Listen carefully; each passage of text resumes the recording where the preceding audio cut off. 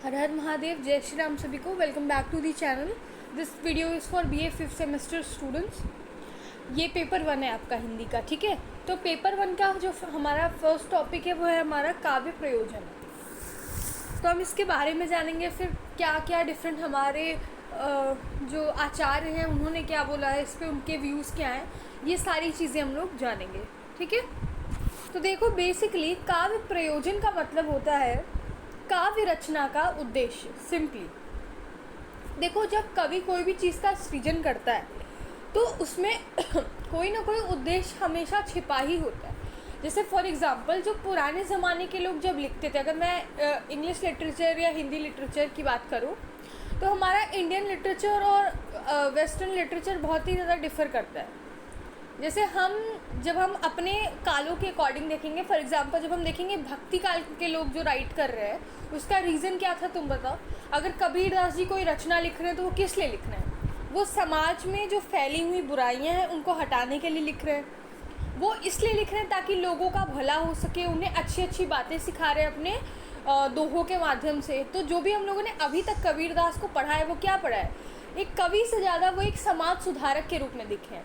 तो हमारा जो है इंडियन लिटरेचर इस तरीके का काम कर रहा है, ठीक। जब तुम पास्ट में देखोगे तो जो भी चीज़ें लिखी गई हैं वो पैसे कमाने के उद्देश्य से लिखी गई। फॉर एग्जांपल मैं एग्जांपल दे देती हूँ। जैसे यूजुअली क्या होता है, जब हिंदी का लिटरेचर का स्टूडेंट है तो उसने इंग्लिश भी ऑप्ट किया ही होता है। तो मैं इतना समझ रही हूँ कि आप लोग थोड़ा बहुत तो जानते ही होंगे, अदरवाइज़ नहीं जानते तो कोई बात नहीं, इट्स कम्प्लीटली फाइन। जैसे जो शेक्सपियर थे वो जो लिखते थे वो क्यों लिखते थे? वो पैसे कमाने के लिए लिखते थे। तो शेक्सपियर पहले सोनेट्स वगैरह जो 14 लाइंस की पोएम होती थी उसको वो बहुत हेट करते थे, उन्हें पसंद नहीं था सोनेट। फिर एक पर्सन ने उन्हें स्पॉन्सर किया और वो उनके लिए लिखने लगे क्योंकि वो उन्हें पेमेंट कर रहे थे बाद में। तो उनका मेन जो उद्देश्य था उस वक्त लिखने का वो लोकमंगल नहीं था, वो पैसे कमाने का था, सर्वाइवल का उद्देश्य था उनका। जो भी उसमें क्रिस्टोफर मार्लो लिखे और रॉबर्ट ग्रीन लिखे, कोई भी लिखे, वो सब क्या था? पैसे कमाने का उद्देश्य था। हम जब भी इंडियन लिटरेचर की बात करेंगे बहुत ही डिफरेंट है ये सिनारियो। हमारे कबीर दास जी, हमारी मीरा हैं, हमारे सूरदास हैं, और भी जितने राइटर्स थे वो धीरे धीरे किस चीज़ पे लिखने लगे? वो देशभक्ति पे लिखते थे। और जो हमारे शुरुआती के 2 काल हैं, आदिकाल, भक्ति काल, देन रीति काल एंड आधुनिक काल में थोड़ा सा डिफरेंट हो गया था पर्सपेक्टिव, बट वो लोग इसीलिए लिखते थे समाज सुधारने के लिए। वहाँ पे क्यों लिखा जाता था? पैसे कमाने के लिए। तो वैसे ही जब हम आज की करंट कॉन्टेक्स्ट की हम बात करें तो आज मैक्सिमम लोग ऑथर बनना चाहते हैं, राइटर बनना चाहते हैं। क्यों? क्योंकि being a author, being a writer, आप अपने आप को पोर्ट्रे कर सकते हो इन फ्रंट ऑफ एवरीवन कि हमारे अंदर लिखने की क्षमता है। और सब लोग चाहता है कि कोई भी चीज़ लिख दे, नॉवेल लिख दे, फिक्शन लिख दे, और फिर लोग उसे पढ़ें, और फिर क्या होगा? खरीदेंगे और फिर पैसे कमाएंगे। तो करंट सिनेरियो में मैक्सिमम जो स्पेशली जो यूथ हैं, जो राइटर बन चुके हैं, इन्होंने पब्लिश करा चुकी है अपनी बुक, उनका मेन उद्देश्य कोई लोक मंगल की भावना नहीं रहता मैक्सिमम। अगर कोई होता होगा भाई समाज सुधारने के लिए, अच्छी बात है, होते हैं लोग जिनका माइंड जो है डिफरेंट तरीके का, लेकिन मैक्सिमम जो यूथ कॉन्टेक्स्ट में अगर कोई देखे लिखना, या कोई भी ऐसा पर्सन हो जो लिख रहा है, वो चाहता है कि हमारी बुक को ख़रीदे, हमें फेम मिले और हमें पैसा मिले, ठीक। जैसा कि शेक्सपियर को भी सर्वाइवल के लिए लिखना होता था, इसलिए वो सोनेट को पसंद नहीं करते थे, लेकिन उन्होंने 154 सोनेट लिख डाली, ठीक है, ओके। तो काव्य प्रयोजन का मतलब क्या होता है? काव्य रचना का उद्देश्य। वेस्टर्न वर्ल्ड में एक और एग्जांपल दे दूँ, जब हमारा उन लोगों को साइंस में एडवांसमेंट देखने को मिला था तो रिलीजन का इन्फ्लुएंस कम हो रहा था। तब जो राइटर्स लिखे हैं, ठीक है, आई थिंक इलियट वगैरह, तो इस टाइप के जो राइटर्स लिखते थे वो लोगों का रिलीजन पे से जो विश्वास उठ गया है उसको पोर्ट्रे करते थे सोसाइटी में, और फिर उसी को दिखाने की कोशिश करते थे, इनडायरेक्टली वो उसको रिवाइव करने की कोशिश करते थे। समझ में आ रहा है ये? तो उन लोगों में वो मॉडर्न टाइम्स में रहा है, और उस वक्त जो उनके साइंटिफिक एडवांसमेंट हो रहे थे, धीरे धीरे चल रहा था, इंडस्ट्रियलाइजेशन हो रहा था एंड डिफरेंट सिनेरियोस। तो अब आप देख सकते हो कि हम लोगों में जो लोक मंगल की भावना है वो उस वक्त लिखा जाता था जब वो काल शुरुआत हुआ था हम लोगों के लिटरेचर पीरियड का, सेकेंड पीरियड, समझ रहे हो, हिंदी लिटरेचर का, जिसमें हमारे कबीर दास जी तो बहुत ही ज़्यादा फेमस है। मीरा जो है वो अपनी भक्ति प्रस्तुत कर रही हैं, उसके बाद सूरदास जी हैं, तो ऐसे बहुत सारे लोग हैं, डिफरेंट राइटर्स हैं। फिर धीरे धीरे आगे बढ़ने लगा तो लोग लिखने लगे हमारे इंडियन कॉन्टेक्स्ट को लेकर, है ना, उनका काव्य में। जैसे अगर आप मुंशी प्रेमचंद जी का कोई भी उठाओगे वर्क ना, तो आपको क्या देखने को मिलेगा, एक गरीब मध्य वर्गीय जो मिडिल क्लास को जो पोर्ट्रे किया गया है, जिस तरीके से विडो को पोर्ट्रे किया गया है, समझ रहे हो। सुभागी, जिसने पढ़ा होगा, उनकी एक कहानी है सुभागी, उसमें आप देख सकते हो कि किस तरीके से एक विडो वुमेन को, और जब प्रेमचंद के खुद के लाइफ के बारे में जब आप थोड़ा सा जानेंगे तो आपको पता चलेगा कि प्रेमचंद ने एक विधवा से शादी की थी, ठीक, क्योंकि हम उनके घर पे विज़िट कर चुके हैं। एंड डिफरेंट डिफरेंट जगह जो लिटरेचर के बच्चे होते हैं वो तो जाते ही रहते हैं एक्सप्लोर करने के लिए। तो जैसे भारतेंदु भवन भी अगर आप लोग गए होंगे तो आप लोग जाके देखिएगा, उनके बारे में बहुत सारी बातें पता चलेंगी। और इवन डिफरेंट फॉरेनर्स भी भारतेंदु भवन जाते आते रहते हैं, ठीक है। तो हमने भी विज़िट करने का हमें मौका मिला है, हमें प्रेमचंद के घर को विज़िट करने का मौका मिला। तो हमको पता चला कि जब उन्होंने विडो से शादी की तो कितना बवाल मचा था गाँव में, ठीक। फिर उनके जो बड़े बेटे थे उन्होंने मुस्लिम से शादी कर ली, तब तो उन लोगों को एकदम पूरा गांव बोला कि ये भगवान पूरी फैमिली गजब की है, ये जो है विडो से शादी कर रहा है, उनका बड़ा बेटा ऐसे कर रहा है। तो उस वक्त उन्होंने लव मैरिज का सोच लिया, ऊपर से अलग ही लेवल का सोच लिया। तो कैसे सोसाइटी उन्हें ट्रीट करती थी, इस तरीके का लिखने का ट्राई किया, और कैसे उनके बच्चे उस जगह को छोड़ के मूव किए, नेक्स्ट प्लेस पे शिफ्ट किए, इस तरीके की बातें हमें पता चलती हैं। तो प्रेमचंद जी का भी कॉन्टेक्स्ट समाज सुधारने वाला रहा है। वो दिखा रहे हैं कि विडो के साथ कितना गलत हो रहा है, और विडो के सपोर्ट में वो खुद भी एक विडो से शादी कर लेते हैं। मतलब सिर्फ लिख नहीं रहे हैं कि हिपोक्रेसी नहीं है यहाँ पे, कि बस लिख रहे हैं, अच्छा दिखा रहे हैं, ठीक है, और अपना खुद जो है नहीं ऐसा कर रहा। मतलब जो बोल रहे हैं वो एक्चुअल लाइफ में भी अप्लाई कर रहे हैं, ठीक है। तो मुंशी प्रेमचंद जी का भी कहीं ना कहीं इसी तरीके का सिनेरियो था। कुछ लोग व्यंग लिखते हैं, व्यंग में भी समाज को जो है समाज की हिपोक्रेसी को टॉन्ट किया है। इसमें हरिशंकर परछाई का बहुत ही अहम रोल रहा है, वो तो व्यंग के लिए बहुत ही फेमस है। उनका मैंने जो वर्क पढ़ा है, पगडंडियों का ज़माना पढ़ा था, वेरी फ़नी वर्क, इतना सटायर के साथ उन्होंने इतना फ़नी पोर्ट्रे किया है। जब मैं उसको पढ़ रही थी लिटरली मैं हंस रही थी, और मैंने उसको पढ़ा भी रखा है, मैं हंसते हंसते उसे पढ़ा रही थी। अब मेरे चैनल पे भी अवेलेबल है वो वीडियो, इसमें मैं इतना खुश हो के उसे पढ़ा रही हूँ, बिकॉज उस तरीके से पोर्ट्रे किया है, समाज को दिखा रहे। तो अब आप इंडियन कॉन्टेक्स्ट को समझ रहे हो कि इंडियन कॉन्टेक्स्ट में बेसिकली लोगों का ले दे के काम यही था, पोर्ट्रे करना सोसाइटी को, सोसाइटी के जो कुनीतियाँ हैं, सोसाइटी में जो डिस्क्रिमिनेशन चल रहा है, सोसाइटी में क्या क्या चल रहा है। मुर्दहिया जो लिखे हैं ऑथर तुलसीराम, उनको जब आप पढ़ोगे तो आपको पता चलेगा कि सोसाइटी में जैसे डिस्क्रिमिनेशन होता था वो उसका पोर्ट्रेल। तो मैक्स टू मैक्स आपको इसलिए लिखा जाता है, मनोरंजन के लिए नहीं लिखा जाता था, याद रखना। करंट सिनेरियो में इंटरटेनमेंट बहुत ज़्यादा हावी है। जैसे अभी आजकल के हर एक यूथ के हाथ में आप एक नॉवल देखोगे, पूरा टाइम वो नॉवल रीड करते रहते हैं। और नॉवल भी क्या है, उस नॉवल में उनको वही मिर्च मसाला चाहिए, उसमें उन्होंने मार काट देख लिया, उसमें उन्होंने रोमांटिक सीन्स लगा दिए, वो नॉवल उनके लिए बहुत ही बेस्ट होगा, ठीक है। तो इस तरीके का नॉवल बहुत ही चर्चे में चल रहा है। काम की नॉवल तो कोई पढ़ना नहीं चाहता। तो well these are their own perspective and their own opinion, मैं इस पर क्यों कमेंट करूँ। इट्स जस्ट लाइक कि हम एक्सप्लेनिंग द फैक्टर कि कैसे पास्ट में क्या था और अब क्या है। तो लोग इसी टाइप का लिख भी रहे हैं। जैसे आपने देखा होगा कि बहुत सारे लोग जो हैं हमारे जैसे कि जो चेतन भगत है, वो जिस तरीके की राइटिंग उनकी है, बहुत सारे लोग उन्हें क्रिटिसाइज़ करते हैं। मेरे खुद के जो टीचर्स हैं, जब भी हम लोग पढ़ते हैं तो टीचर्स आर लाइक कि I don't like Chetan Bhagat. मेरे लिटरेचर के टीचर कह रहे हैं कि हम चेतन भगत की राइटिंग्स को राइटिंग नहीं मानते। वो कह रहे हैं कि हमें उनका राइटिंग स्टाइल नहीं पसंद है, जिस तरीके का कंटेंट वो दे रहे हैं वो नहीं पसंद। बट उनके यूथ जो है, उनकी फ़ैन फॉलोइंग ज़्यादा अच्छी है, यूथ में वो बहुत ही फेमस है। मैंने बहुत सारे लिटरेचर के टीचर्स को ये चीज़ बोलते हुए सुना है, इसीलिए मैं ये बता रही हूँ आपको, है ना। मेरा मोटो यहाँ पे किसी को क्रिटिसाइज़ करने का नहीं है, बट इट्स लाइक कि आज के ज़माने में कोई कुछ भी लिख रहा है, ठीक है, कोई कुछ भी लिख रहा है, क्योंकि यूथ जेंजी है, उनको तो इन्हीं सब चीज़ों में इंटरेस्ट है। So hence we can say that कि जो काव्य लिखने का उद्देश्य था वो बहुत चेंज हो चुका है, उसकी जो परिभाषा है वो बदल चुकी है। लेकिन तब क्या था, किस लिए लिखा जाता था, वो हम समझेंगे, ठीक। अब देखो हमारे कुछ हमें काव्य शास्त्रियों में से भामह, रुद्रट, वामन, भोज, कुंतक, मम्मट और हमारे भरत मुनि को तो पढ़ना ही पढ़ना है।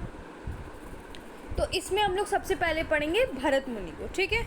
तो भरत मुनि क्या कहते हैं? भरत मुनि का जो ग्रंथ है वो है नाट्यशास्त्र। जो जब भी लिखिएगा नाट्यशास्त्र को उनका ग्रंथ लिख दीजिएगा।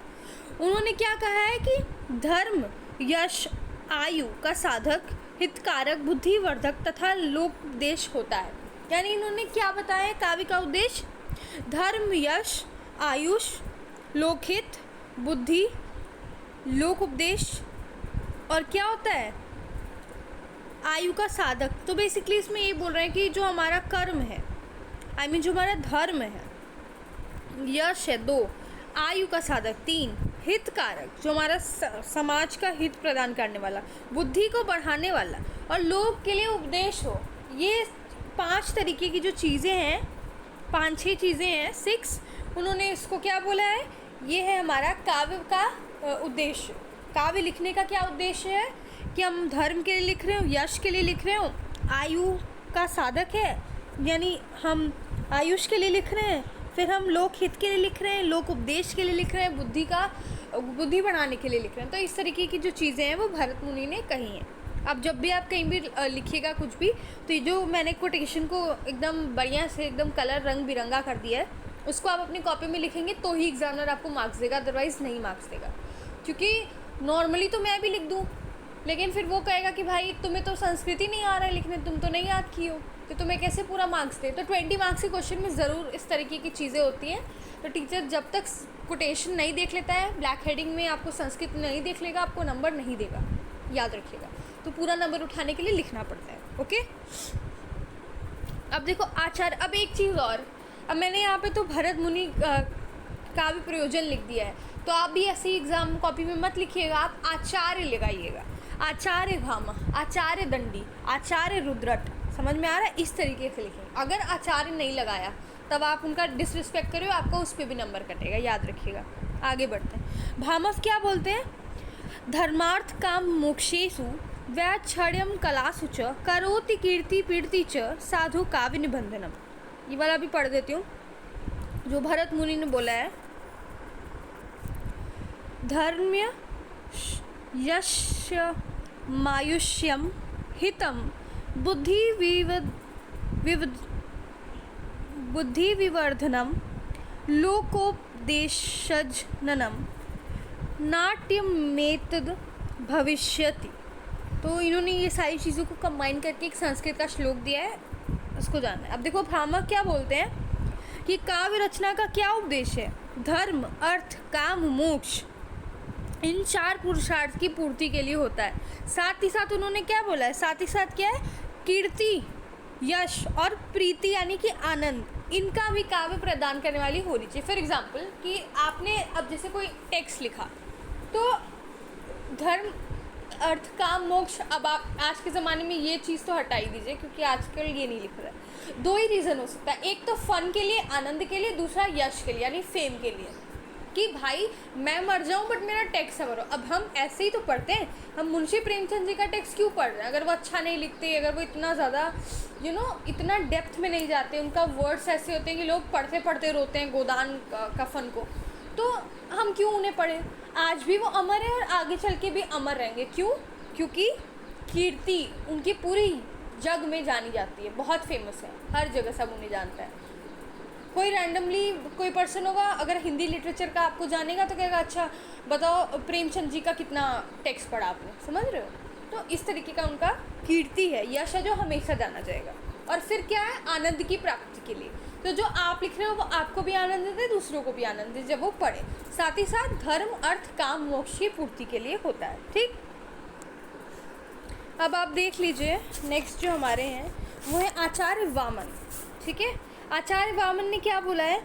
काव्यम सदृष्टादिष्टार्थ प्रीति कीर्ति हेतुत्वात्। वामन कहते हैं कि देखो 2 प्रमुख रीज़न है, ठीक है, दृष्ट प्रयोजन, अदृष्ट प्रयोजन। सो बेसिकली वामन ने दृष्ट प्रयोजन में आनंद अथवा प्रीति को और अदृष्ट प्रयोजन में कीर्ति अथवा यश को स्वीकार, यानी ये दो पार्ट्स में डिवाइड कर देते हैं रीज़न को। कहते हैं कि भाई देखो काव्य प्रयोजन दो तरीके का होता है, दृष्ट और अदृष्ट। अब दृष्ट में वो कहते हैं कीर्ति और प्रीति, कीर्ति और आनंद को वो एक तरफ रखते हैं, और यश को देखो आनंद अथवा प्रीति को वो एक साइड रखते हैं, और अदृश्य में जो दिख नहीं सकता वो यश और कीर्ति है। आनंद और प्रीति, प्रेम और आनंद दिख रहा है, लेकिन अदृष्ट इसमें क्या हो रहा है, कीर्ति और यश को रखा है। तो बेसिकली इन्होंने कहते हैं कि देखो काव्य प्रयोजन दो तरीके का होता है, एक दृष्ट और एक अदृष्ट। दृष्ट में वो कहते हैं कि आनंद होगा, प्रीति होगी, और दूसरे में कीर्ति होगा और यश होगा। तो ये चार चीज़ों का डिस्क्रिप्शन आपको इसी हिसाब से करना है कि दो पार्ट्स होते हैं ऐसे, ठीक। अब देखो रुद्रट क्या कह रहे हैं, रुद्रट हमारे बोल रहे हैं, रुद्रट ने अनर्थ का अपयश, विपद का निवारण, रोग से मुक्ति तथा इच्छित वर को प्राप्ति को ही काव्य के प्रयोजन को स्वीकार किया है, ठीक है। अब देखो इनका टेक्स्ट इतना बड़ा है, अब आप लोग खुद पढ़ लीजिएगा। ओके, सो बेसिकली ये बहुत सारी चीज़ें बोलते हैं। इसी टेक्स्ट में आपको देखने को मिल रहा होगा कुछ कुछ जो ऊपर लिखा है वही सेम चीज़ मिल भी रहा है नीचे। अगर आपको कभी लगे कि आप भूल रहे हैं, थोड़ा थोड़ा अभी याद है, अगर कनेक्ट करके भी याद करते हैं तो हो जाएगा मैनेज। अनर्थ का अपयश, अनर्थ का उपशम, सॉरी मैं कब से गलत पढ़ रही थी, आई एम रियली सॉरी। अनर्थ का क्या हो, उपशम, विपद का क्या हो, निवारण, यानी प्रॉब्लम का निवारण, अनर्थ का उपशम, रोग से मुक्ति, और इच्छित वर की प्राप्ति, जो चाहते हैं वो मेरा हो जाए। तो इस तरीके की चीज़ों के लिए ही रुद्रट बोलते हैं कि काव्य का उद्देश्य यही, ये चार चीज़ें। अब कुंतक को भी देख लीजिए, कुंतक क्या बोलते हैं, धर्मादिसाध नोपायः सुकुमार क्रमोदितः काव्यबंधो भिजातानां जद्याः दकारकः। देखो अगर मेरी संस्कृत की टीचर यहाँ पर होती तो वो मुझे पकड़ पकड़ के मारती लेकिन छोड़ते हैं। अच्छा देखो कुंतक क्या बोलते हैं, पहले काव्य प्रयोजन की चर्चा करते हुए कुंतक जो भी लिखे हैं उसको आप पढ़िएगा कि काव्य उच्च कुल में उत्पन्न व्यक्तियों के हृदय में आनंद उत्पन्न करने वाला और कोमल तथा मृदु शैली में लिखा हुआ धर्मादि सिद्ध का मार्ग है। अब थोड़ा सा ये अलग लेवल का चले जाते हैं। ये कहते हैं कि काव्य का मुख्य उद्देश्य है कि उच्च कुल में उत्पन्न व्यक्तियों को, यानी जो उच्च कुल में पैदा हुआ है उसके हृदय में आनंद उत्पन्न करने वाला होना चाहिए। पहला, कोमल शैली में लिखा होना चाहिए, कोमल व मृदु शैली में लिखा होना चाहिए। दूसरा और तीसरा क्या होगा, धर्मादि सिद्धि का मार्ग। इन तीन चीज़ों को वो बोलते हैं कि काव्य का प्रयोजन है। सो आई थिंक ये काफ़ी डिबेटेड लाइन आ गई, लेकिन इस पे हम नहीं आगे चर्चा करेंगे। जो भी कुंतक का मैटर था, उनका जो भी पर्सपेक्टिव था, आपको उसको पढ़ना ही है क्योंकि वो हमारे आचार्य कुंतक जी हैं। उनके अकॉर्डिंग जो भी था वो आपके सिलेबस में है, तो आपको पढ़ना है, ठीक है। हम मम्मट को देख लेंगे। मम्मट के सम्मुख भरत से लेकर कुंतक तक पूरी परंपरा रही है। उन्होंने विभिन्न आचार्यों द्वारा काव्य प्रयोजन को आत्मसात करते हुए इस प्रकार से लिखा है। ये जो आपको लिख रहा है, काव्यम यश्चेत् कृते व्यवहार विदे शिवेत क्षत्य सद्य पर निवृत्त्ये कांत सम्मित योपदेशयुजे। ओके, अब मुझे लगता है कि अब मुझे आगे संस्कृत कुछ भी नहीं रीड करना चाहिए, मुझे छोड़ देना चाहिए। Okay, I am not going to read this, please excuse me. Okay, Mammata क्या बोलते हैं, मम्मट के अनुसार काव्य के 6 प्रयोजन, आप याद रखिएगा 6, क्योंकि 2 नंबर में आ सकता है। यश की प्राप्ति, धन की प्राप्ति, व्यवहारिक ज्ञान की उपलब्धि, अकल्याणकारी तत्वों का नाश, यानी जो फालतू चीज़ें उनका नाश, अलौकिक आनंद की प्राप्ति, पत्नी के समान मधुर उपदेश। समझ रहे हो? तो ये 6 चीज़ों के बारे में ये बात करते हैं। यहाँ पे लिखा भी हुआ है, आप चाहें तो इसको अच्छे से याद कर सकते हैं। फिर देखो हिंदी काव्य शास्त्र में देखो हम लोगों के जो हिंदी के जो राइटर्स हैं उन्होंने भी अपने अपने मत दिए कि भाई आखिर काव्य का उद्देश्य क्या होना चाहिए, क्योंकि ऐसा तो है नहीं कि सिर्फ यही लोग लिखते थे, इनके बाद वो लोग पैदा हुए, बट ये लोग भी तो लिखते थे। तो देखो कुलपति क्या कहते हैं, जस संपत्ति आनंद अति दुखीन डारै खोड़ होत कवित्त ते चतुराई जगत बाम बस होड़। तो कुलपति बोलते हैं, कुलपति ये जो भी बोले हैं, देव का भी एक बार देख लीजिए। देव ने तो बोला है ऊंच नीच और कर्म बस चलो जात संसार रहत भव्य भगवंत जस नव्य काव्य सुर सुखसार। देखो देव ने भी एक और चीज़ें बोली थी, उसको मैं एक बार सुना देती हूँ आपको, इसमें यहाँ पे शायद मेंशन नहीं है। इन्होंने बोला था रहत घर न वर धान धन तरवर सरवर कूप जस शरीर जग में अमर भव्य काव्य रस रूप। ये कहते हैं कि संसार में क्या होगा, ना धन रह जाएगा ना धान, धाम यानी कि आपका जो एरिया ऑफ प्लेस है, बेसिकली प्लेस, एरिया और प्लेस। तो जो तरवर है ना सरवर, कुछ भी नहीं रह जाएगा, आपका क्या रह जाएगा, व्यक्ति का जो शरीर है जो वो भी छीण हो जाएगा, ख़त्म हो जाएगा, लेकिन जो उसका काव्य ग्रंथ है वो हमेशा के लिए अमर हो जाएगा। इस संसार में वह हमेशा अमर हो जाएगा, किस लिए, अपने काव्य को लिखने की वजह से। देखो तुलसीदास ने भी लिखा है, तुलसीदास जी ने लिखा है स्वांत सुखाय तुलसी रघुनाथ गाथानी भाषा बंध मतिम्मा जुल मात नोती। और उन्होंने ये भी चीज़ें लिखी हैं, उपयुक्त विवेचन इस बात को पुष्ट करती है कि काव्य का मुख्य उद्देश्य क्या, प्रयोजन क्या होना चाहिए, आनंदानुभूति है, आनंद की अनुभूति, आनंद को यह अनुभूति पाठक और श्रोता को भी होती है। यानी कि ऐसा नहीं कि मैं लिख रही हूँ तो मैं बहुत खुश हूँ, मेरा जो टेक्स्ट जो भी पढ़ेगा वो भी खुशी होगा, उसको भी अच्छा ही फील होगा। और स्वयं सर्जक कवि भी कवि कलाकार को भी, यानी जो लिखेगा उसको भी आनंद की प्राप्ति हो, और साथ ही साथ जो पाठक है, जो पढ़ने वाला है, जो श्रोता है, जो सुनने वाला है, उन सबको आनंद की प्राप्ति हो। तो इन्होंने बहुत ही सिंपल चीज़ों में डिफाइन कर दिया। इन्होंने एक और चीज़ें बोली है, कीरति भनिति भूति भली सोई सुरसरी सम सब कर हित। तो ये कहते हैं कि कविता है वो सुरसरी के समान सबका जो है, सबका हित करने वाली, सबका परोपकार करने वाली, सबका भला करने वाली होनी चाहिए। Okay, so yes, I think we are done with this topic. देखो मैं आपको, ऐसा नहीं है कि बहुत सारे आपको लग रहे होंगे छूट गए या फिर ऐसा कुछ, तो मैं एक चीज़ क्लियर कर दूं कि ये मैक्सिमम जितना आएगा या 5 मार्क्स के क्वेश्चन में या 20 मार्क्स के क्वेश्चन में आ सकता है, क्योंकि बहुत सारे थिंकर्स हैं, राइट। तो जब भी आप लिखोगे, ऐसा तो है नहीं आपको अनलिमिटेड पेज मिल रहा है कि भाई आप बहुत फास्ट राइटर हो, आप अनगिनत लोगों का नाम लिख सकते हो। आपको भी पता है कि 20 मार्क्स में आपको 4 ही पेज तक ले जाना, अदरवाइज़ 2 नंबर का क्वेश्चन आपको 1 पेज में करना पड़ेगा।